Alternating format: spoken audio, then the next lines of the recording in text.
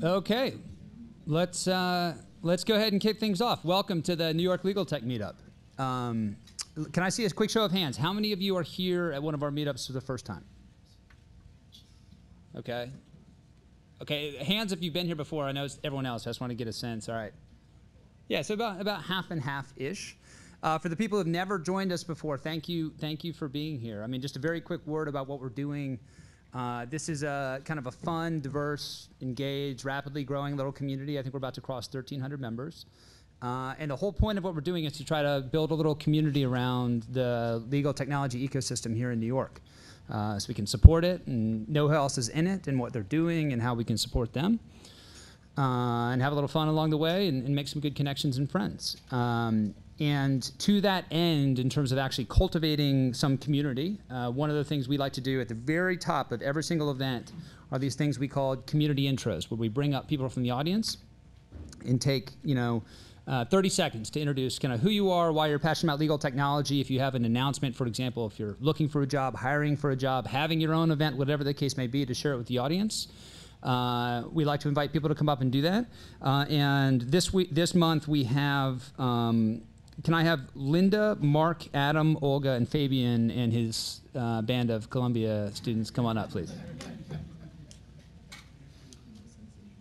Who's the brave? Take this one, yeah, right. Mark, you gonna be our brave soul to kick us off here? Sure, why not?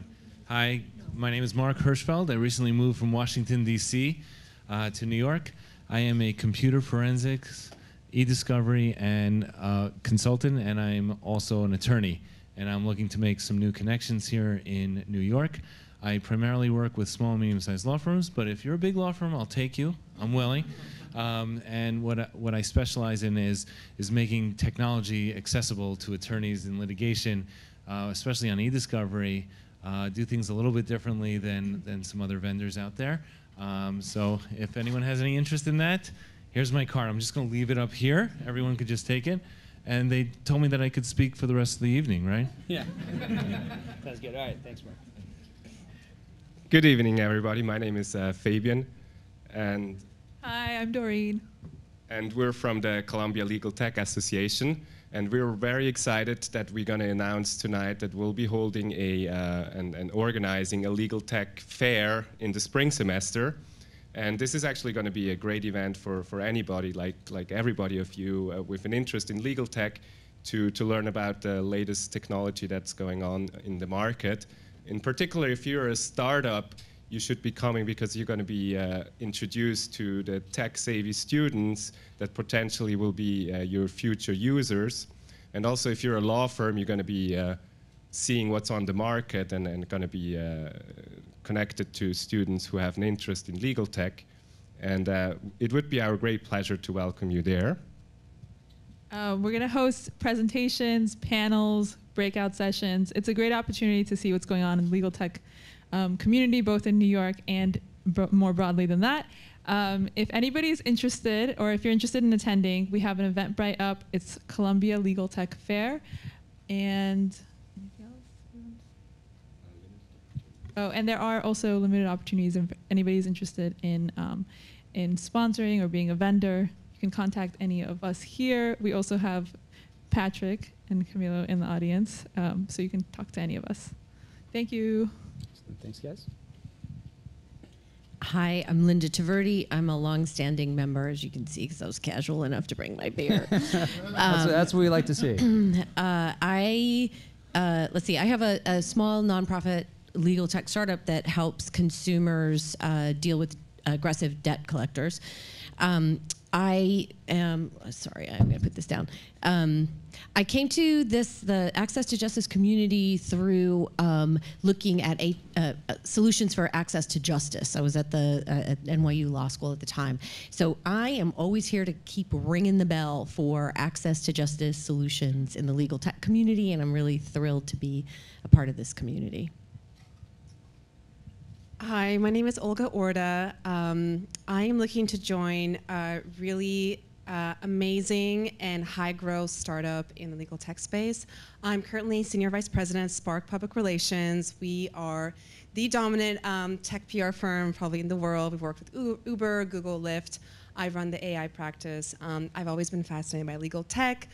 When I work with a really smart startup team, I've had a startup before. I've ran a PR agency. I've worked with 24 startup founders on how to grow their companies, get results, get media coverage. So yeah, if you want to talk with me, I am looking to join a really great team, and I'm also take on work through my consulting company. So just find me at the end of the event. My name is Olga Orda.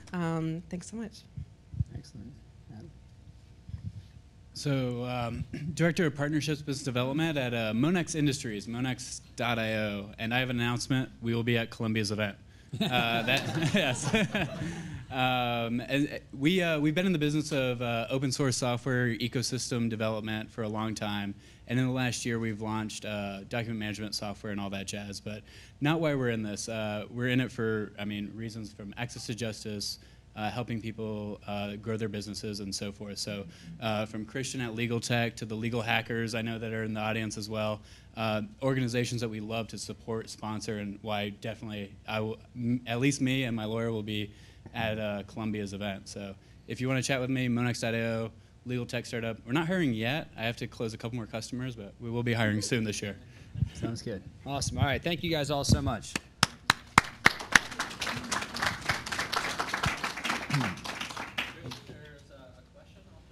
Wendy? Yeah, can I just announce our panel? Sure. Yeah, absolutely. Hi, my name is Wendy Axelrod, and I'm on the Career Advancement Committee at the New York City Bar Association. On February 25th, we're doing a panel on careers in legal tech. I'll be moderating, and Christian will be on the panel, and we have a variety of different lawyers who have taken different paths in legal tech, so you can get a feel for it if you're of interest. So. Awesome. Yes, please come join us. It should be a fun discussion. And don't worry, there will be other people besides me there. Excellent. All right. We have a few more introductions, but let me I guess set that up first. So I'm really excited about tonight's event. Those of you who have been with us for the last 16, 17 months, however long we've been around, know that we are deliberately kind of working our way through the ecosystem, trying to find all of the relevant niches and sub-communities and kind of activate them and find ways to add value to them. And we have not yet done an event kind of focused on the kind of solo practitioner, small law segment of the market, which is not only an important segment of the market, it is by far the largest in terms of volume of lawyers segment of the market out there. And it's one that I never really was not all that well connected to, being a big law practitioner myself. But particularly down at ClioCon this past year, I had a blast getting connected to it and found out how many cool and interesting things are happening in it. So I wanted to make sure that we were programming for that segment of the community here in New York. And as you guys have seen, the title of this event is Scaling Small Law. What is it? The Force Multipliers of Tech, Innovation, and Process, or something along those lines. And the whole idea is like how, at least as teed up on the event invite, was like how can small firm leverage tech and process to compete with big law. So you guys know our MO of hosting these things at big law firms. That really wasn't going to work for this sort of panel where we're trying to attack big law, tech and process for the small. So we had to figure out a different model to make this work this evening. So we're doing something we've never done before. We're here at this beautiful facility at New York Law School, and we'll talk a bit about that in a second. And two, thanks to all the wonderful help and staff and support that's here, we had to find a way to finance it. So we have, for the first time ever, taken sponsorships for this event, but I did want to make clear the sponsorships for tonight, are not driving what we're talking about or how we're having this panel. It's entirely what we wanted to do in the first instance. And B, it's only out-of-pocket expenses, so this is not your typical pay-to-play situation. It's just making sure that we can have this important dialogue for you guys in this community. However, that said, I do want the three kind of stakeholders who helped make sure that this event happened, I did want to make sure I gave them a chance to introduce themselves to you. So first, Aaron Bond, can I steal you for a second just to I guess maybe say a word of welcome and tell us a little bit about the Business of Law Institute here at New York Law School. Good evening. Or just if you want to. Oh, and I talk loud. My name is Erin Bond. I am the Assistant Dean of Academic Programs here at the Law School, and I helped to recently launch our Institute for the Business of Law Institute here at the Law School, primarily to train our students and to help our alumni who are interested in repositioning their careers in this space. And it's been a real pleasure to work with Christian. I wanted to just welcome you all here to our facility. Anthony Crowell, who's our dean and president, is traveling this week, but does send his good wishes, and we do hope you'll come back for more programming. If you're interested in being added to our mailing list, please leave your business card somewhere visible. Maybe on the outside table out there is probably the best place, or you can give it to me, but just in case we don't connect this evening, we do look forward to seeing you all soon. Thank you. Awesome. Thank you guys so much. And to thank for the sandwiches and beer and all the other wonderful stuff. Kelly, Kristen, could you guys, or anyone from Law Clerk, would you guys like to come say a quick word about who you are and what you do and why you're here? All right. So I am Kelly Street. I am the marketing director for Attorney Sync, which is a digital marketing agency for lawyers only. Our primary audience is small firm lawyers, and we are SEO, PPC, websites. But more fun than that, we also, I am the co-host of 2 legal marketing podcasts. So the first one is Clienting, and the other is Lunch Hour Legal Marketing. And so I would ask everybody here, if you are a lawyer with a really cool marketing story or story of how you built your firm, please PM me on Twitter through @AttorneySync, and I would love to talk to you about being a guest on our podcast. And we're thrilled to hear because there's not enough cool marketing lawyer stories out there on the market.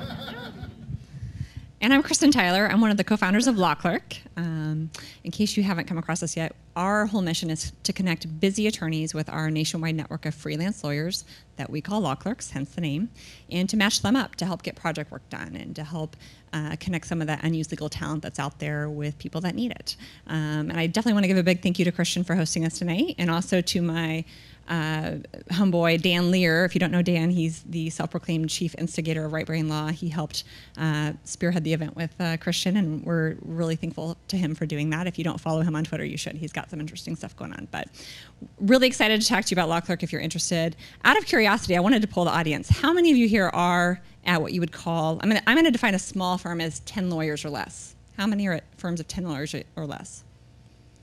Okay, you're my people. How many are at big firms, 100 or more? Okay. And how many are non-practicing lawyers? Okay, super interesting. That's helpful for as we aim the discussion tonight. Thank you, Christian. Absolutely. Thanks so much.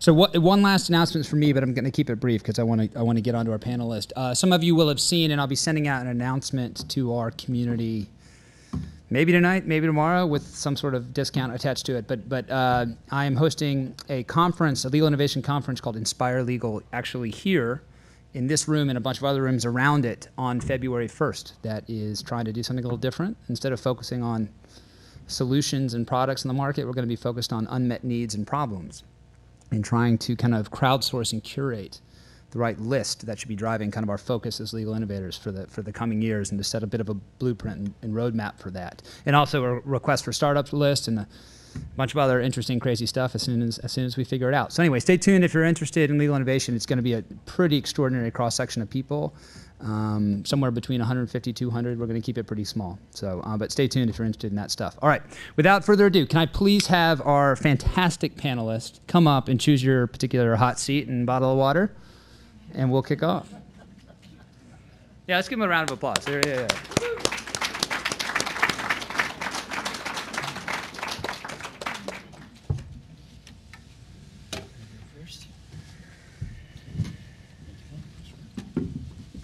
So I'm very excited about the mix of perspectives we have at this table. Because as you'll hear in a minute, they cover a really interesting range of kind of the innovation process technology market. And we have a practicing lawyer at a firm, local firm, that straddles the divide and does lots of interesting tech and innovation work for his firm himself. So to kick things off, instead of butchering your introductions, let's go down the row, but let's keep it a tight 30 seconds, guys. Name, rank, serial number, quick statement about what you do, and we'll jump into some questions. Phil, do you want to kick us off? Sure. Hi, folks. Can you hear well? All right, I'm Phil Rosenthal. I'm the president and co-founder of Fastcase. And this is kind of a fun return to our roots. We started 19 years ago. Recently, you'd hear me always talking about data-driven law and docket analytics and all sorts of big, and a lot of big firm things, AI Sandbox. But we really started with the mission of democratizing the law, helping especially the solo and the small firm, and working with bars, and about 900,000 lawyers now have access to legal research. So our core product is online legal research, and then we are also moving into these other areas like docket analytics. And what percentage of the legal research market have you guys captured at this point? It's about 3/4 of all lawyers actually would have Fastcase in one form or another. I wouldn't say that's 3/4 of the revenue. I did not come in a helicopter or something. But we've really tried to make sure folks, the crazy idea that lawyers should be able to afford access to the law, and as part of helping sellers. So this guy and his co-founder, Ed Walters, cracked the duopoly, the legal research duopoly between Lexis and Westlaw, so which is an incredible development. And Josh, actually, you guys have done something equally kind of monumental in the space. So why don't you tell us Yes, what you're I doing? am Joshua Lenon. I use Fastcase. So I'm also the lawyer in residence at Clio. We are a cloud-based practice management platform for law firms. We were designed for solo and small law firms initially, and we now service all the way up into big law, which has been an amazing development for us. Interestingly, our customer base kind of looks like the spread of lawyers throughout the industry, right? So there's 15% of lawyers in big law, and then there's everybody else. With this huge spike down around the solos, and that's our user base as well. We have about 170,000 legal professionals using us in 90 countries around the world, and that's giving us a really unique insight into how lawyers are practicing law and how they're using technology in particular to help practice law. Perfect. Kelly? I've already introduced myself. The only thing I'll add to mine is that in addition to being a co-founder of Law Clerk, I am still practicing law on a very limited basis. I'm a partner in a 17-lawyer firm in Las Vegas. So I think I get the prize for furthest traveled, right? Absolutely. Okay. Along with my new friend to my left, I can also bring the practicing attorney perspective, especially for those of you out there that are solos or small firm attorneys. I hope to have a bit of that input tonight. Good evening, everyone. My name is Matt Blaine. I am an attorney at Davison, Eastman, Muñoz, Lederman, and Paone. And we've gone with the counterintuitive approach of adding as many names as possible to our firm name. So we're about a 30 attorney firm, 65 total employees. We kind of straddle like the small, medium-sized market, but I do complex commercial litigation and some transactional work. I kind of take big, complicated problems with multiple parties and try to put a strategy on them and figure out a roadmap to solving them, whether they be in litigation or not. And a big part of the reason why I'm here today is because I am also the chair of our Innovation and Technology Committee, and I spearheaded some pretty substantial technology improvements that we have undergone over the course of the last 4 or 5 years. And it is an always evolving process. So I'm here to give some of the practicing attorney approach to that. Perfect. So hopefully that demonstrates you guys incredible kind of range of experiences to draw from here. And as a result, I want to encourage all the panelists, please feel free to ask each other questions, challenge each other, argue, fist fight, whatever you want to do. In the audience, I'd love to make this interactive too, particularly for the people that Kristen mentioned were her people, that you guys who are actually kind of solos, smalls, concerning this stuff. I'm going to try to reserve a lot of time, but please, by all means, put your hands up if something comes up that you're passionate about. Let's make this as interactive as possible. All right, so to kick things off, let's define, I guess, kind of our personas, the people we're maybe speaking to primarily in this audience. I welcome kind of supplemental formulations, but in my head, I was thinking about 2 types. One, I was thinking about kind of the harried solo practitioner who has done a good job of a little bit with business development, carved out a nice little practice for himself, or herself, and needs to find a way to run it more effectively and grow it into a real business. And then the second might be, the scrappy 2 to 5 lawyer shop that it has a really nice, it might be turning away work, has lots of interesting kind of work going on. It needs to find a way to kind of organize it and scale potentially. And So with those personas in mind, I wanted to kind of get at what are the just the basics right out of the gate. What are kind of the key applications or processes or innovations that these personas should be leveraging? So let's start with persona 1. For that scrappy solo who's now kind of growing a practice, what are the kind of the if you were the advisor showing up and saying, and he's like, help, I've got this great business, but help. What's step 1 for you? Who wants to jump in and take that first? I'll take that. Yeah. So this will come up a lot in today's panel, so I'll just get out of the way. Clio runs an annual report that we call the Legal Trends Report that is in part based on big data derived from the usage of our software and in part based on surveys that we run on an annual basis to lawyers and, in this last year, consumers of legal services in order to figure out what's really going on in the practice of law. So you'll hear the Legal Trends Report come up probably a couple times tonight. In one of them, we started taking a look at what are the non-billable activities for lawyers.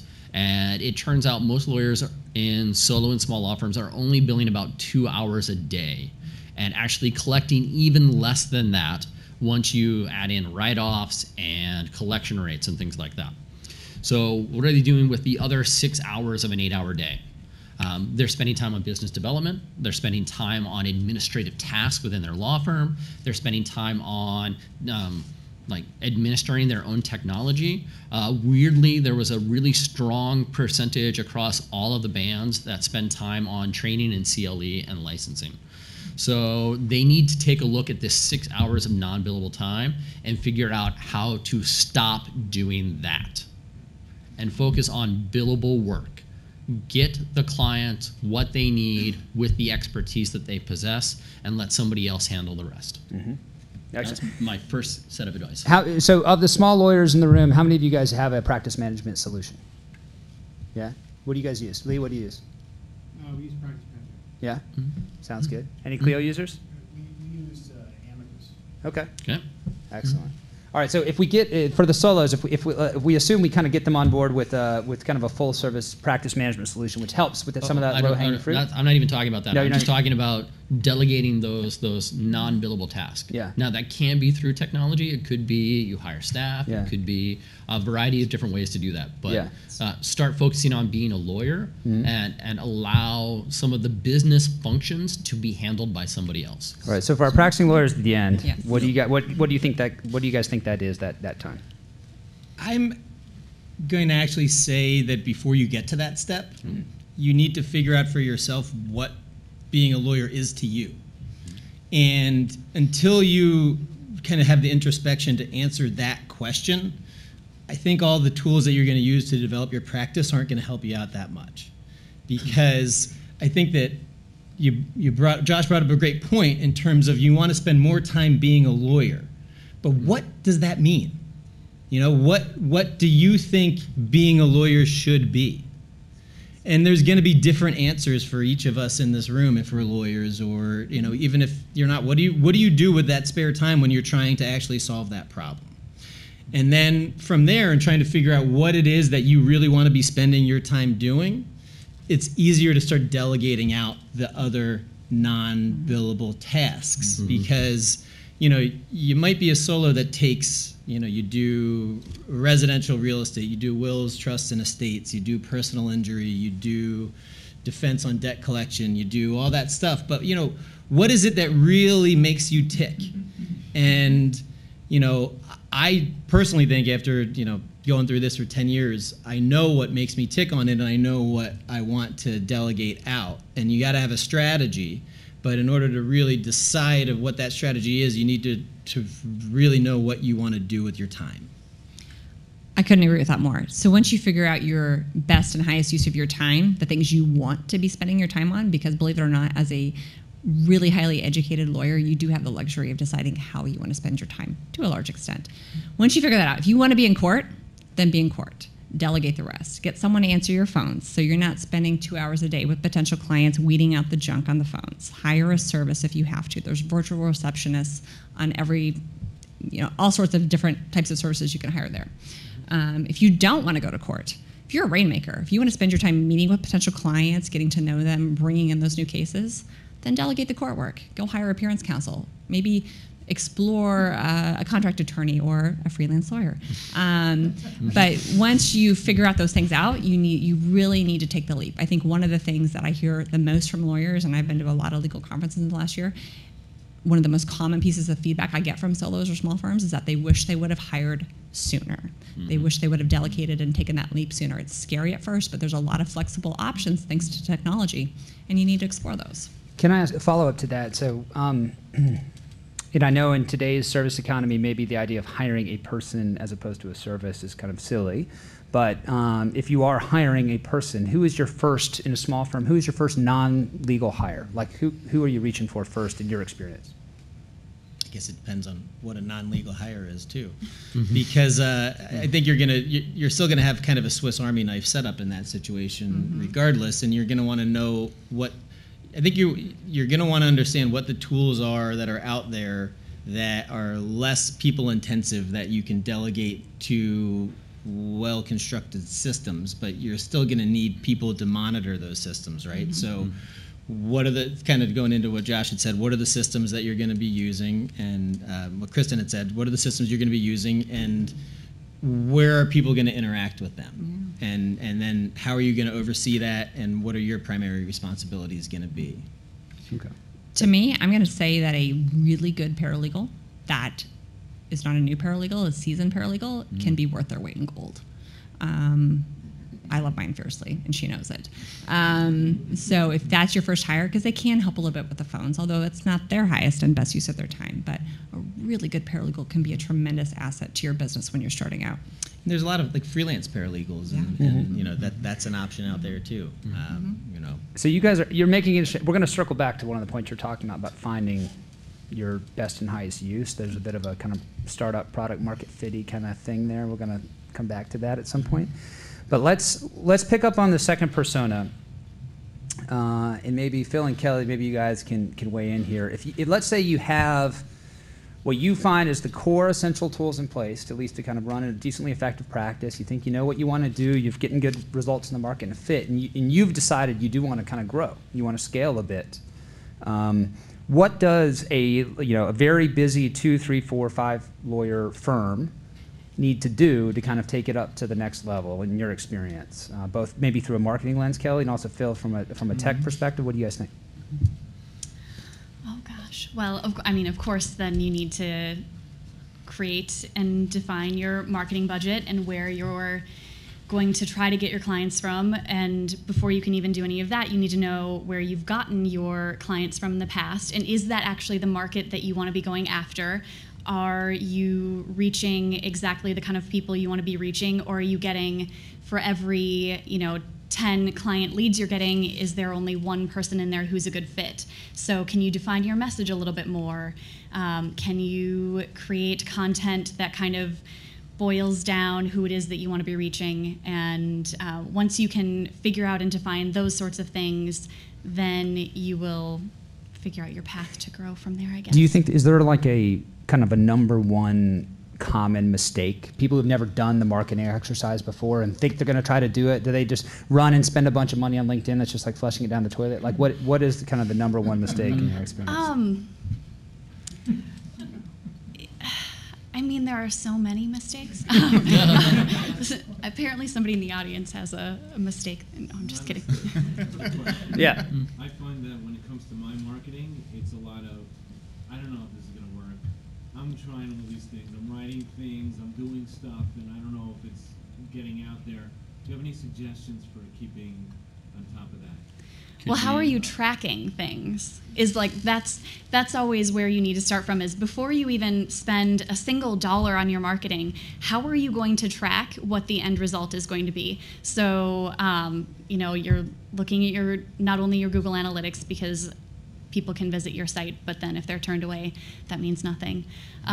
So tracking, sorry, you were going to say something too. Oh, no, I was just wondering, should we repeat the question for the recording? Oh, yes. But that was a purely technical interjection. Sorry. No. So that's the big place to start. Really doing a lot of research for your practice area. What are people searching to find lawyers that are looking for your services? start from there. Perfect. Phil, what do you think? Yeah, first I wonder if the two cohorts are inherently different. When I think of the Clio survey, it's not just solos, right? So why is this thriving firm of 4 or 5 too busy to get more work?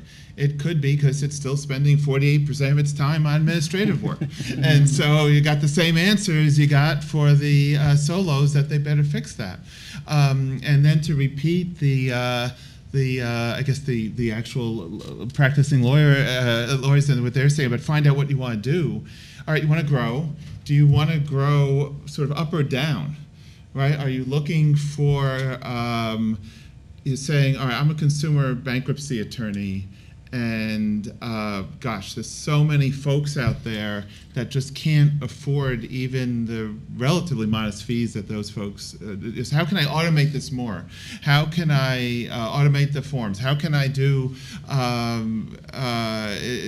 work on that kind of process? Because I want to get more matters that'll be smaller and I'll charge less, but I'll get a lot more volume. Or a consumer bankruptcy firm, that can be 5 people, so it'd be the same group. Or is it something where I want to go grab business from larger firms? And then there's, I think, a different set of things that you probably have to do. And so I'm struggling with whether the two cohorts, they sound so different. Right. Are they actually different in the problems that they face? No, it's a good point, because the prescriptions might be very different. All right, so sorry, we're going to pick on all the small law lawyers in the room. Those of you who are the small law lawyers, how many of you aspire to be competing for kind of larger matters, bigger matters, want to be up against firms that are like 10 times your size? How many of you are, no? Is it like when you think about scale, is about doing more of the same for the same clientele, is about kind of moving up to larger size clients? Who wants? I think it's, in my case, we're a employment law firm, and I got a taste for defense work first time a few years ago. And did really well with the case, and they paid hourly a lot. So we kind of want to scale that up. Yeah. How do we do that? Yeah. No, fair enough. Because it does. Sorry, did you want to? Ours is almost different. We like doing what we do. We just want to do it for other people that perhaps aren't served out there. But I think the biggest part with that is you don't know what the market is for service in other areas at the same time. So there's a fundamental frustration trying to break through to what that is. So more people want what you have. We just don't know that. Yeah, that's it. So Phil, that kind of sets up a little bit what you were talking about. So in one hand, relying on things like automation, or you can leverage economies of scale essentially with better processes and better technology. Yeah.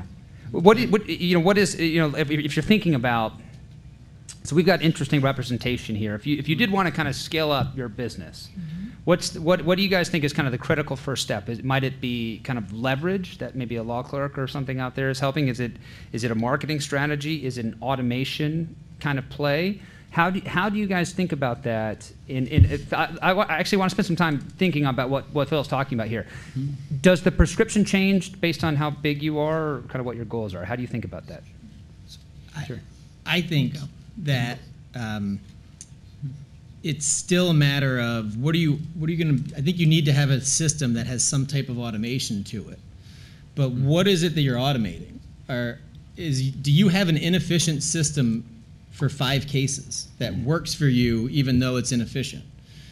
And if you want to then grow it to 15 cases and you create a system to grow it to 15 cases, are you going to then be automating your inefficiencies, so you're just amplifying them to make things that much harder for all of your 15 cases, that now you have less time to devote to each of the 15 cases?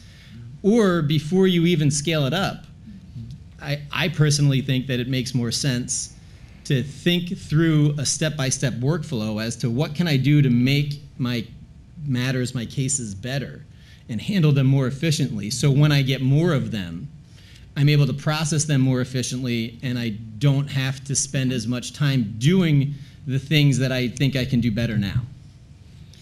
So once you've got those basic systems in place, then I think you also need to be as certain as you can be that you have the expertise to go compete for the bigger cases that you want. Now in Las Vegas, we call those whales. You guys call them whales out here? You want to go for the whales. All right, I love it.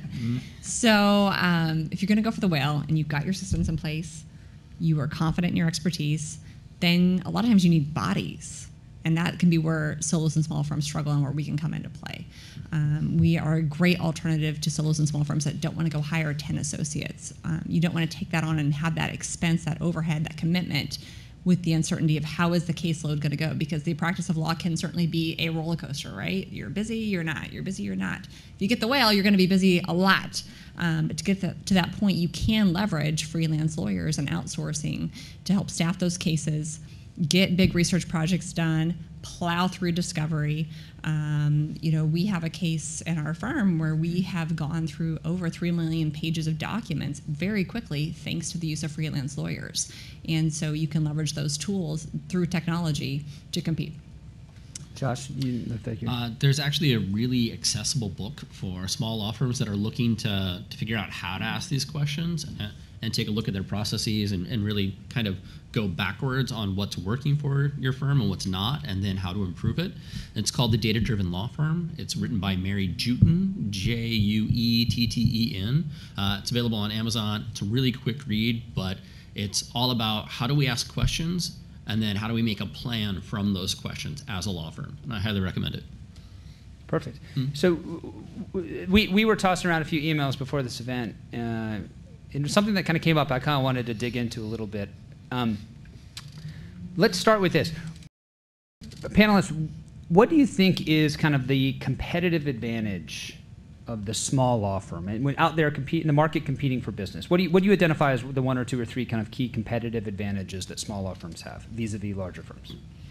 Agility, relationship building, both of those especially. I mean, the thing that in having spoken to so many different solo and small lawyers about what they're doing specifically for their marketing is just that they can leverage connections with people on a totally different level and really just kind of, you don't have to fit this specific mold that you do when you're at a larger firm.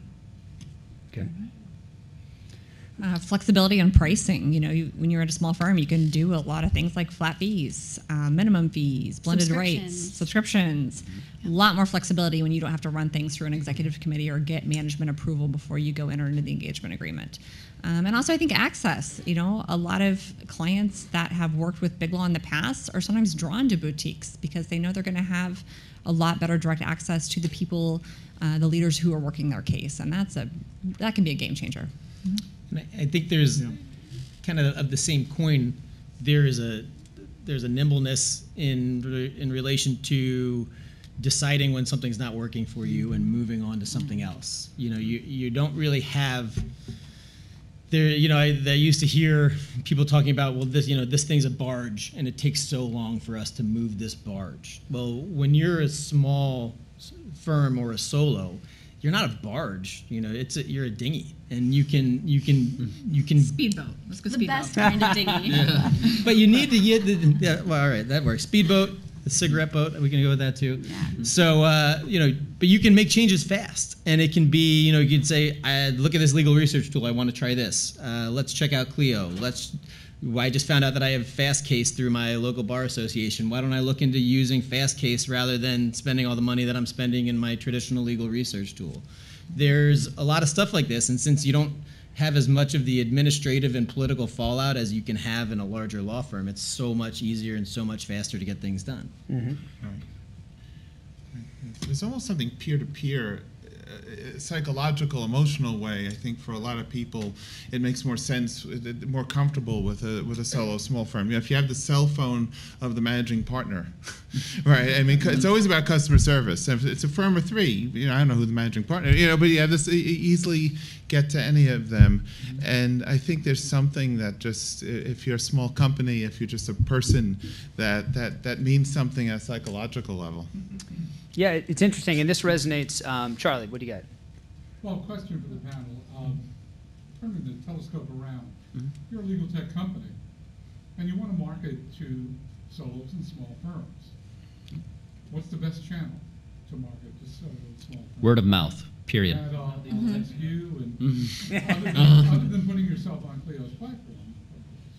But what's another marketing channel through which a startup or a well-established legal tech company can reach the solo and small firms. Well, yeah, let's pause. Josh, just spend a quick second telling us the story about selling and acquiring customers in the small law community, because Clio has been kind of changed the landscape there. Yeah, dramatically. when we were founded in 2008, there really weren't good software offerings for solo and small law firms. And a large chunk of that had to do with the distribution model for software, right? You had to buy a whole bunch of seats, like tens of thousands of dollars. You had to set up your own server. And then once a year, a sales rep came by and said, give me tens of thousands of dollars more. And hopefully it's the right fit for your firm. But if not, I'll see you in another year and ask for tens of thousands of dollars. And the internet came along and changed all of that, right? And so now suddenly a solo could weigh a software and try it out for a month. And if they didn't like it, they could move on. And that was really Clio's business model. But they had to find out about it first. And there's all sorts of marketing tricks that happen with Google and Facebook. Tactics. Yes. And now LinkedIn, which I think is a really successful channel for discussing things with lawyers. But Clio's largest customer acquisition channel to date has always been word of mouth. And so once a lawyer discovers you, finds the utility of it, they will turn to their network and talk it up. What is that network? Is it just their person, peer-to-peer, local? Well, it depends. So I will tell you that the New York City market is very inward-looking, right? As a whole, New York City does not look outside of New York City for recommendations and reviews. And we know that, and there's a reason I'm sitting in New York City today, even though I live in Vancouver, Canada, because we need to be a part of the conversation to drive awareness. But good customer service leads to really good reviews. A well-functioning product leads to really good reviews. Where? Amongst a network. So amongst solo and small law firms, Solo Says, which is a mailing list from the ABA, is still incredibly well-trafficked. Within the greater New York State area, county bar associations are incredibly prevalent in terms of drawing out member participation compared to the New York State Bar Association. So it will vary from jurisdiction to jurisdiction, from practice area to practice area. So if you are an immigration lawyer, you don't care about your state bars. You care about about AILA and what's going on in those conversations there.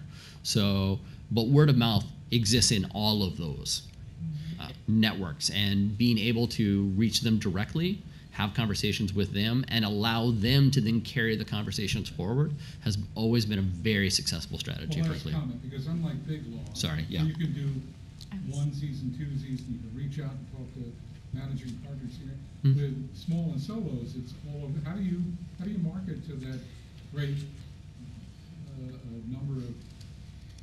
We have an expert.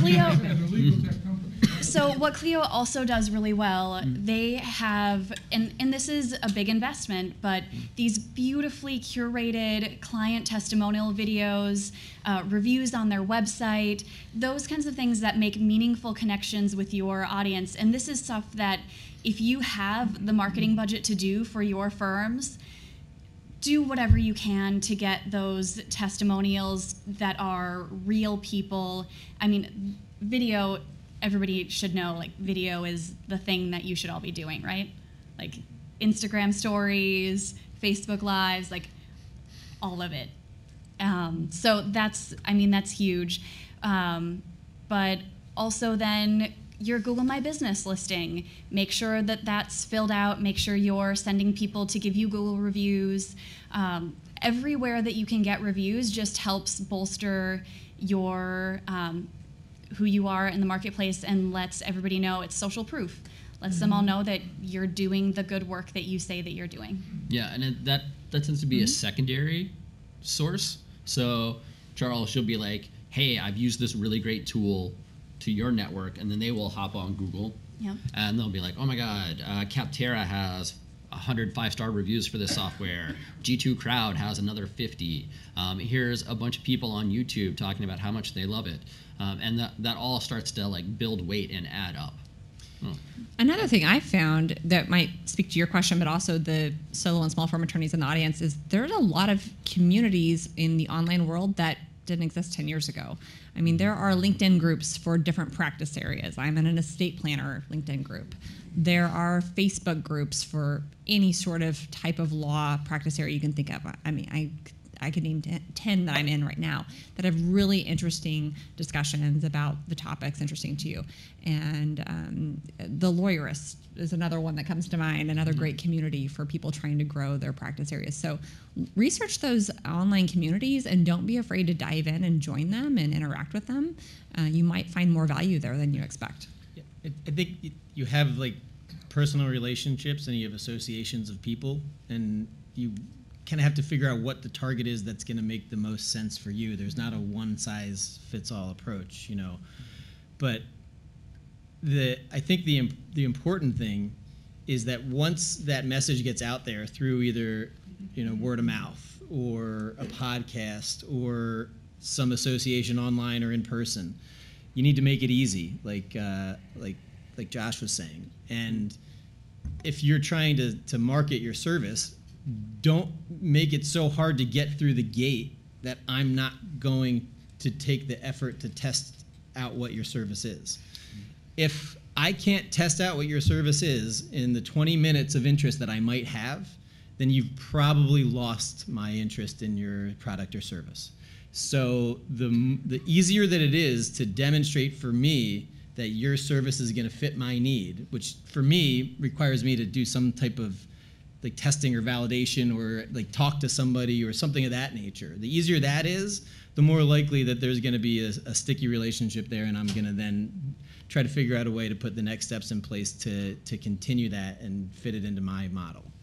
Yeah, business model flexibility is key. I mean, innovation is not always in the technology. It can just be in being willing to sell in a different way, doing what your customer wants if they want a certain trial. You know, when we started, just the idea that, and this was long ago now, but the idea that instead of doing a 3-year contract, you could have a month-to-month cancelable subscription. Yeah. That was never heard of. You know, West and Lexus still don't exactly do a lot of that. And just saying, all right, customer, you would like, you know, use it for a month, and you're a solo, you need it this month, and you go to cancel and come back 4 months later, and then come back 6 months later, because that's how you don't do research very often. That's what the customer wants. Well, fit the business model of your customer.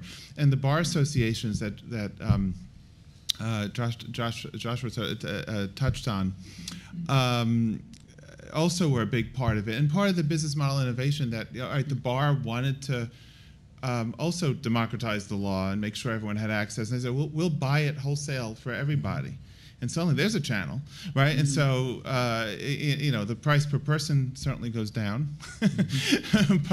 but it turns out you have this channel where you can do all these other things. And so I think both our companies have done a ton in working with scores of bar associations around the country. And so that's another great channel for the vendors in the room. And it's just a way of getting in front of a lot of people quickly, and they have their structures also of people that they trust, and oh, well, this is the legendary leader of this section, and right, and if that person likes you, and you get involved with the section, so they're just different ways for people to know that, oh, this is a trusted company, you know, we can go with that. Here's an example that I'll give, and Phil and I didn't meet before today, so he wouldn't even know this, but it was probably 5 years ago, and through the New Jersey State Bar Association, I found out through an attorney in my firm that's more affiliated with the Bar Association than I am, that we all have fast case licenses. And back then, the traditional legal research platforms didn't have the best mobile applications.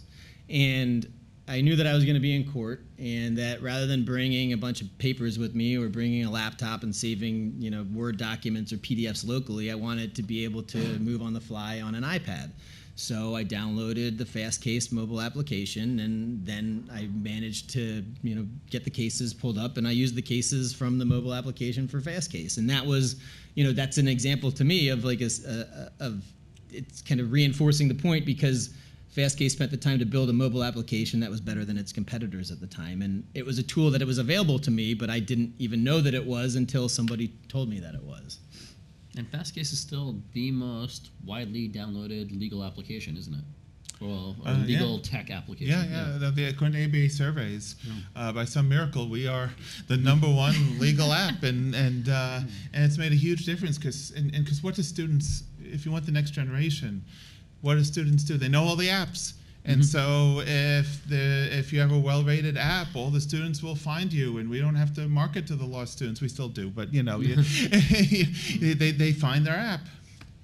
No, I love it. The point about the channel partners and strategic partnerships are key. I mean, so they're being Fastcase are the masters of doing the state bars, right? And then Clio, if you're willing to integrate with Clio, one state bar right now. Yeah, the cost of acquiring customers in this diffuse small market is plummeted as a result of that company, which is stitched together this entire market. So it's very cool. Here's one other thing I want to say though. Just being in the bar association, like that's still not enough because there's still a knowledge gap. I don't think it's really a resources gap. It's more of a knowledge gap because you don't know what you don't know. So, I didn't even know that application was available until an attorney that was more involved in it told me about it. So then I used it. But it had been available to me probably for 2 years, and I didn't even know about it. So it's trying to figure out a way to bridge that knowledge gap as best you can, and there's no perfect way. But, as we strive towards it, we'll probably figure it out a little better. I want to. Was there a question, Lucy? You got a question? You're talking about bridging the knowledge gap for these techs, these legal techs. In law school, we're given access to Bloomberg, Westlaw, and LexisNexis as students. So and we're Fastcase. learning. I have not been given any Most, not all schools. Some don't yet, but we can fix it. I know a guy.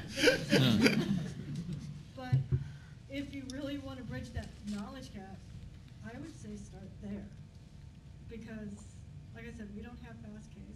But I know, I started using Westlaw when I was an undergrad, when I was getting my paralegal degree.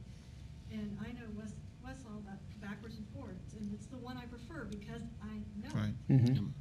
Well, I can use LexisNexis, but I don't like it as much because I haven't used it as long. Let's use that as a point. So, Charlie, I'm stealing your metaphor, whatever that is. Let's take the telescope and flip it back around the other way and talk about education. And Chris, I want to pick up something you were talking about a minute ago. You guys on the panel generally have referenced multiple times, like trying to find what you love, trying to find the right things, trying to test things, other things.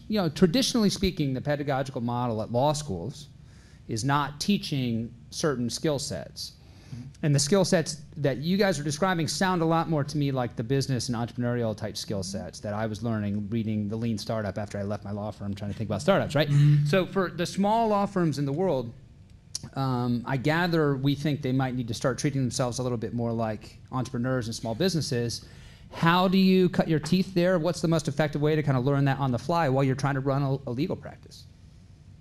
You took my quote. Oh yeah, Just sorry. From my our emails back and forth. Totally. No, credit citation footnote. Yeah. No. The huge difference for small firms in treating themselves like a self-employed person versus a business person who is actually trying to grow something, and it's just a matter of what you're talking about, reading books.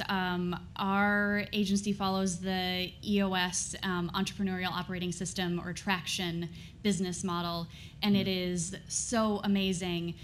Putting processes in place, getting other people to do work that you're not good at, kinds of things. It just kind of gives you a whole 6-part business model. So that's one. I know this isn't really what you asked for, but that's what I would recommend. Just 100%. Kind of starting from that place of looking at your firm as a business, whether you do want to stay a solo forever, for better, for worse, or whether you do want to grow, you have to allocate different resources. You have to pay yourself appropriately because that goes into the time and the billing things. There are so many small firm lawyers I know who do not pay themselves a salary, and that just kind of sets you up for failure from the start. So. Anything else? So if you're going to treat your small law firm, your growing law firm that has a million things to think about as a business, what are the KPIs? Like, what are the key performance indicators you think you should be looking at? Josh, you were referencing the survey talking about what time is billable versus not billable. Yeah, that's actually, I think, one of them, because that helps identify where you're spending your time and is that to your best benefit. I think there are a whole host of KPIs that we could be focusing on. So Clio's Legal Trend Report focuses on 3, which is number of billable hours, number of hours that are then billed to the client, and then collection rates on those billed hours. But you could go far beyond that. And we've started researching lawyers, keeping track of potential clients in their pipeline, keeping track of how often do existing clients refer clients to you, because word of mouth isn't just for legal tech. The majority of legal consumers find a lawyer through word of mouth as well right now. And you should be harnessing that channel to the best of your ability. The current one that we just focused on just last week, and just Tuesday, is Net Promoter Score, which is a really simple way of measuring customer loyalty. And if it literally takes asking your clients a single question on a scale of 0 to 10, with 10 being extremely likely, how likely are you to refer this business to friends or colleagues? And once you gather that information, you're able to then start making decisions on what do your clients like? Do you like those clients who like those things? And should you be targeting them more? So we could talk for hours on KPIs, but if you want to just go with a really simple single one, Net Promoter Score is a great place to start. Does everyone know what that is in here? Sorry, yeah, I did a really high level.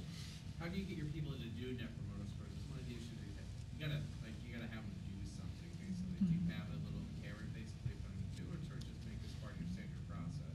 So in terms of people doing Net Promoter, you mean your clients?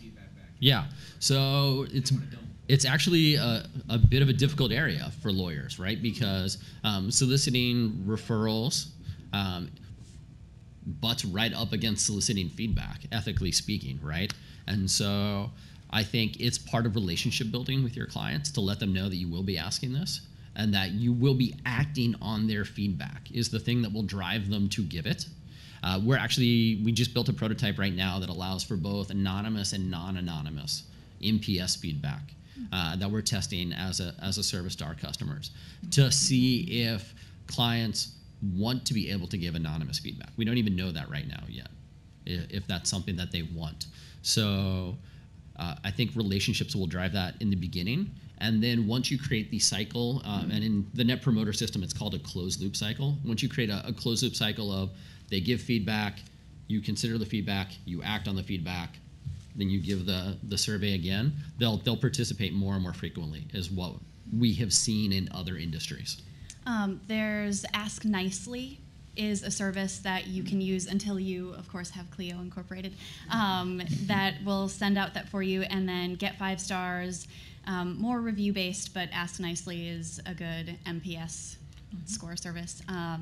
And then for criminal defense and PI attorneys in the room, if there are any, I just got a demo of Case Status, which is a really cool app that you can use to have documents for your clients. They can track the status of their case, and it asks them for NPS score, I think, up to 8 times throughout the life of the case. So you kind of know how you're doing based on their feedback, and it just sort of, it's a really organic way to get that feedback from them.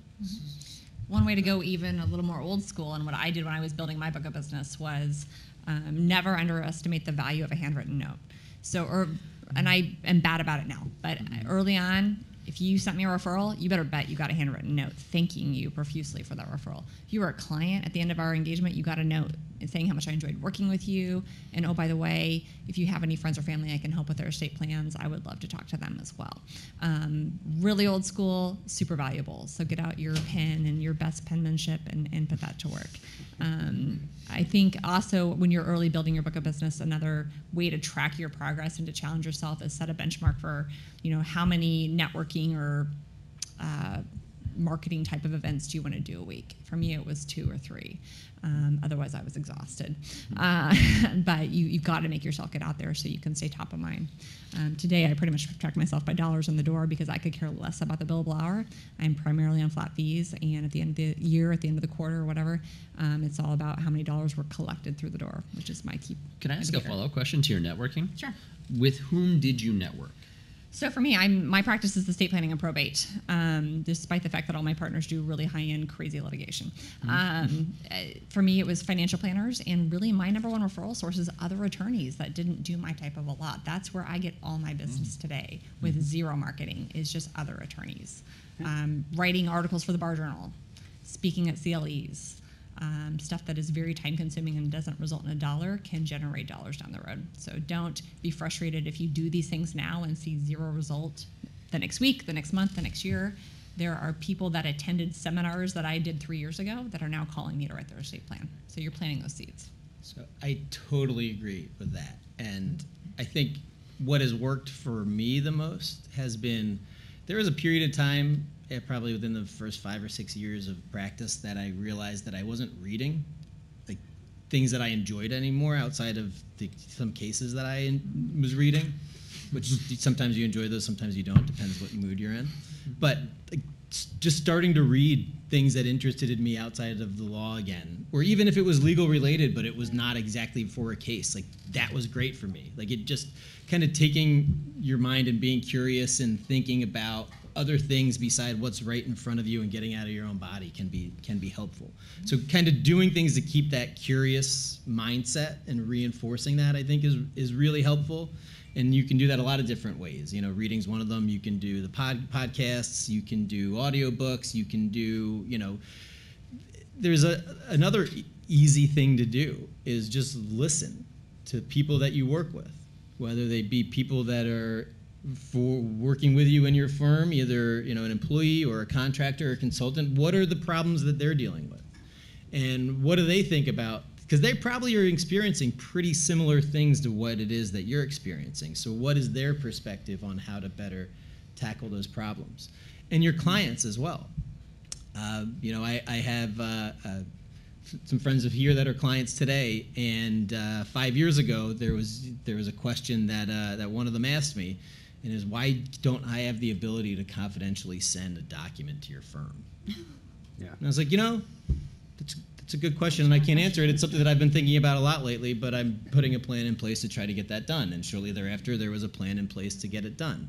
And then, just realizing that as you're going through, you kind of can double down on the personal relationship with your clients and make them, more friendly and strengthen them, because getting, again, outside of your mind and your body, this is a unique situation to the person or the company that's dealing with it. They don't have the perspective that you have. They don't have the experience and the expertise that you have. This is not, to them, just something, one of maybe 15, 20, 30, 50 cases that you're dealing with. This is their life. So are you explaining things as well as you should be? Are you saying what an interrogatory is, what a request for production is, what a deposition is, what a complaint is, what an answer is? What are the significance of these documents? And why is it important for us to do these things in the time limits prescribed? Just by kind of doubling down on that, realizing, taking yourself out of your lawyer mindset or technologist mindset and putting yourself in the seat of the person whose interests you're supposed to be representing. What can I do to better serve them? And I think by focusing on that, and you can use technological apps to do it. You can do it with phone calls. You can do it with emails. You can do it with in-person communication. Just by doing that, you're gonna find that I think your market's gonna grow and you're gonna have stronger relationships. Excellent. Lee, you had a question in the back? It wasn't a question. I was just gonna comment with respect to Net Promoter. One of the things that we're trying to do is focus more on offboarding and just getting people into the office after their matter is resolved. So as opposed to saying goodbye at the climax of the transaction. Here's a bill, see you later. Yes, I mean, or just shaking their hand in the courtroom, or after the closing, actually giving them some time to think about the services you provided, having them come back into the office, and having a really open, candid conversation how things went, and whether their goals were met, and whether there are other goals that they have that weren't met that we could potentially help them with in the future. We're making a really concerted effort to do that in the company. Yeah, I think that's really laudable. As part of our NPS research for law firms, one of the things we found out, though, is most lawyers, like 90% of lawyers that do seek feedback, and that's actually a really small percentage of all lawyers, only do it at the end of a matter. And they don't do it during the matter. And so case status, you said we'll send it how many times? Up to 8 times. Yeah, so throughout. So I think what you're doing is really laudable. I would also encourage you to give them some time even before the close of the matter to provide some feedback along the way, and you'll find that valuable as well. That's a great point. Adam? To answer your question about how do you get NPS, Matt talked about earlier the process. Like, we're really going to do the processes and then bring it back to the office. I think that the processes is something that the solo and small law firms are starting to work out. But yeah, to answer your question, quoting Matt, I tweeted you out, Matt. But yeah, processes, go into your processes. Excellent. We got another question? Yeah. Can I add on? Because you mentioned reading the lean startup and you mentioned NPS. So you're using a lot, and you hear a lot of people in design thinking, customer joint folks. You're hearing a lot of stuff else that talk about applied to legal world leverage technology. How much did you feel that actually applied? Or in fact, did you have to tweak it a little bit to say it's a little bit of a different beast here, and these are the pertinent things I would take out of that, or maybe these are the mistakes to avoid? I'm going to kick that to I worked in big law and cookie cutter type environment. So what do you guys think? How much of the entrepreneurial lessons can you just take, are on all fours for legal practice, or are there idiosyncrasies about legal that require you to kind of tweak the way that you think about it? Well, the ethical rules are the ethical rules are the biggest idiosyncrasy on just thinking entrepreneurially, right? You can't have the kind of partnership with the tech companies that you would think would just happen here because it violates the ethical rules. A lot of countries are dealing with it, I think, better than we are. I hear panels all the time and like, well, can you even use AI? Because maybe that inherently violates an ethical rule. And so there's so many constraints that we have in the system. I think though I don't know at the end of the day if that changes the way a small firm should think. I think you still have to think entrepreneurial in the same way, and then occasionally say, oh, wait, that's what I want to do if I was an entrepreneur. Now I'm going to have to tweak it a little because of these rules. So I think you think the same way, and then you fix it. In the same vein, a lot of the business books that you can read can help you better comply with ethics rules too. Like one of the best books I read early in my career, and I don't know the author, but the book is called The Checklist Manifesto. Okay? Amazing book, A Checklist Manifesto. And for my practice area, that's my process, is my checklist. You can ask my paralegal who I love. We have a checklist for every type of case. These are the things we need to make sure we do. It's in the front of the file. We literally check them off. And we reevaluate those lists at least once a year. If there's legislative changes in case law, whatever, update them, and that's your playbook if you really want to go granular. And yeah, there's ways you can automate that with Asana, or there's lots of different tech tools if you want to get the app on your phone. But for me, it's paper and a checklist. I think a lot of the lessons that you read in these books, if you can distill them to like what is the principle behind the lesson and then apply that principle to what it is you're doing, is going to be more beneficial for you than just taking the cookie cutter approach. Yeah. I think, Kelly, you said earlier, find things you can measure. And yeah. Find the things that you can measure and track. And what matters to you? Is it how many leads you get versus how many clients you end up getting? Is it your NPS score that's the important metric? Is it how many reviews that you're getting? I mean, what's important? And I think one thing that's interesting about legal is we do have the ethical rules. They're both a curse and a blessing, right? We get to promise things to our clients that other industries don't, like attorney-client confidentiality. That's a benefit. Now we have to live up to that standard in order to maintain that on their behalf, but we can offer that, sell that, right? And so clients will come to you knowing what they want, but not knowing how to get it. And so they will look for you like, I want to submit a confidential document. And maybe it's like, I want to do it like Dropbox, but not Dropbox, because that may not work necessarily for your firm's structure, right? And so the onus is then on you as a lawyer to say, that's a great idea, and here's how I will do it and give you all these other benefits at the same time. Right? They want the yes and here's how answer. And if, the funny thing is, if you don't put those tools in place, like somebody's going to do it anyway, and they're going to do it in a way you don't want them to. So you might as well give them the tool to get it done right, rather than figuring out a way around that could be bad. Probably will. So. All right, I want to. So I think it speaks volumes that the content of what you guys have talked about over the course of this hour has been very focused on kind of getting the basics right in a lot of respects. So let's just pause for a quick second right here at the end of the discussion. I'd like to hear from each of you just very briefly. What is kind of the most interesting and kind of the cutting edge stuff in your particular area of expertise, in your bailiwick? What have you looked around and seen a solo or small firm doing that's really pushing the envelope but potentially generating huge returns? I mean, Phil, I know you guys have done, you and I were talking about all kinds of interesting stuff being done with Docket Alarm and other things. I mean, in that space, Kelly, you were talking about video. I know some people trying to do some cool stuff with video. Matt, I assume you guys have built and done and whatever. So I'd like to hear a little bit about the frontier technology. What's pushing the envelope and really interesting and cool that might apply to this audience? Yeah, I think I can lead off. We think a lot in the future is all about data-driven law, and it's really just starting out, at least answering the simple questions the clients have always asked and everyone assumed we knew, but of course never did, which is, how long does this take to answer that? And we're seeing that at the solo level, large firm level, but I find slightly different take on the data question, I think. Right? So actually, I'm almost in total alignment with Phil, except for the fact that solos are organizing their data right now. They just aren't necessarily knowing that's what they're doing. So when you use a service like Clio, like Practice Panther, like Leah's using in the back, you're actually participating in a network effect.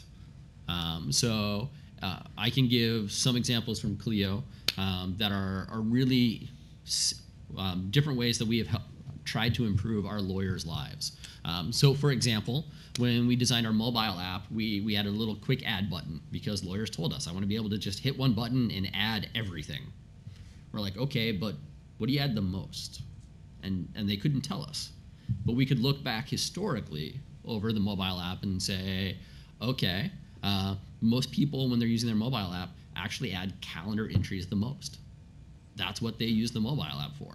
So we're going to organize the list of things you can add by the thing you use the most, and we'll put that right by your thumb, versus the thing you use the least, which is all the way up here, and save you that hair's breadth of a second of having to scroll your thumb back and forth to find the thing that you're going to use the most.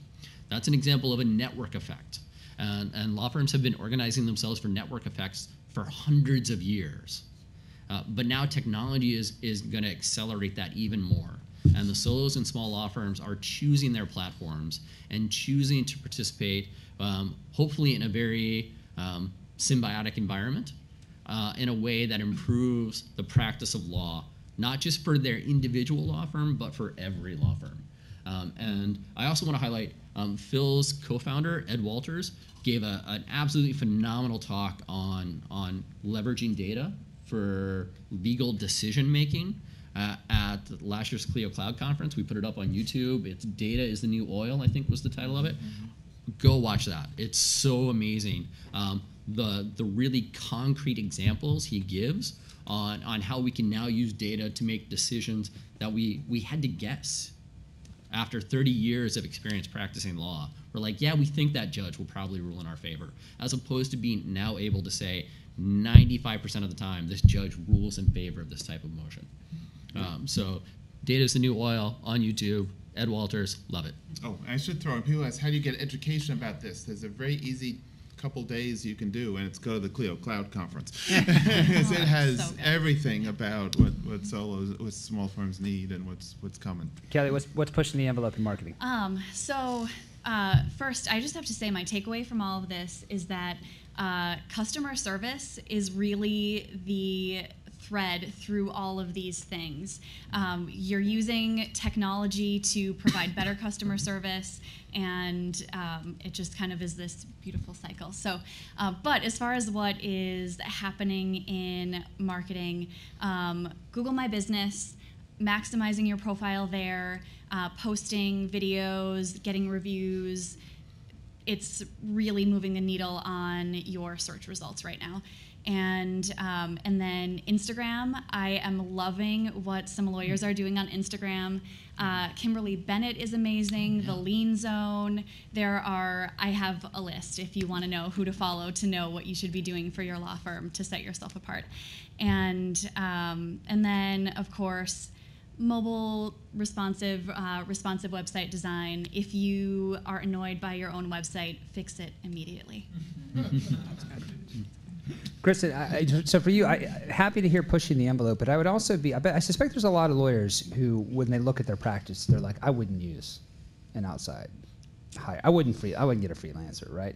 And I think we're living kind of a new world when it comes in terms of putting quality people together in targeted ways. So I'd be curious to hear how either what's pushing the envelope or how you convince the skeptical lawyer type. Sure. Yeah. Still working on the skeptics. So, but they're not my focus. My focus are the people that want to do things differently, that don't want the traditional model. And the most interesting stories that we've come across in the last year are the attorneys with really drastically different business models than you've ever heard of. For example, our #1 top user is an attorney who lives in Texas, practices in Nevada and Illinois, and is a completely virtual firm.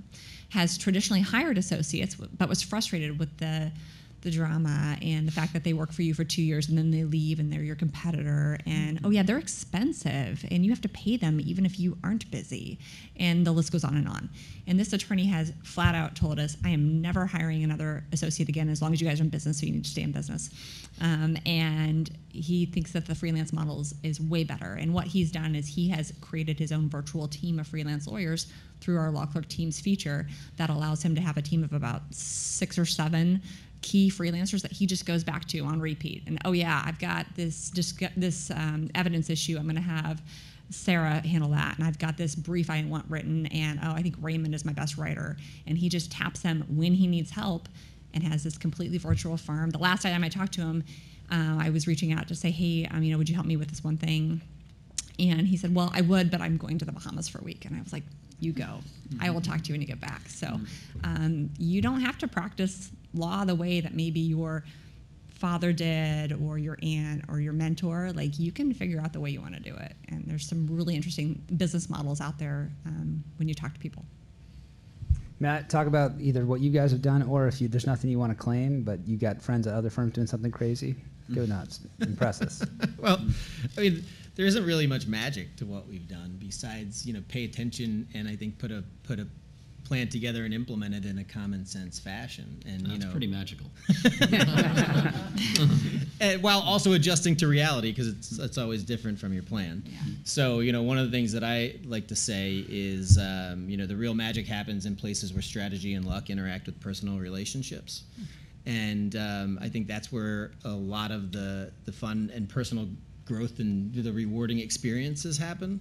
So it's been pretty cool for me to see that. And now we're in a phase where we're able to do things like save research time with Ross Intelligence and things like that, which is just really nice to be able to branch out and to have an opportunity where you feel like the foundation's there and you're able to look into things like staffing, or to Clio, or to Fastcase, or for enhanced marketing like with Kelly. And I think just the fact that we're here and like having these conversations, I think is pretty awesome, because 10 years ago, 20 years ago, it would probably have been a lot more difficult to get a lot of people in a room together like this and to have all of these conversations and sharing these stories about what has worked for us and what hasn't worked for us, because you're going to fail too, and that's okay. And just having these associations, I think that's great, and that there's all these tools out there. If you just want to find something, if you spend enough time looking for it, you're probably going to find an answer to whatever the question is that you have, either through a resource or through a friend or colleague or a friend you don't even know yet. Perfect. Well, there's some booze left. I think they're going to kick us out of here in about 30 minutes, and I want to make sure I give people in the room time to interact on a one-on-one basis in just an intimate Q&A setting with these guys. So why don't we leave it here, and will you please join me in thanking our panelists for all of those.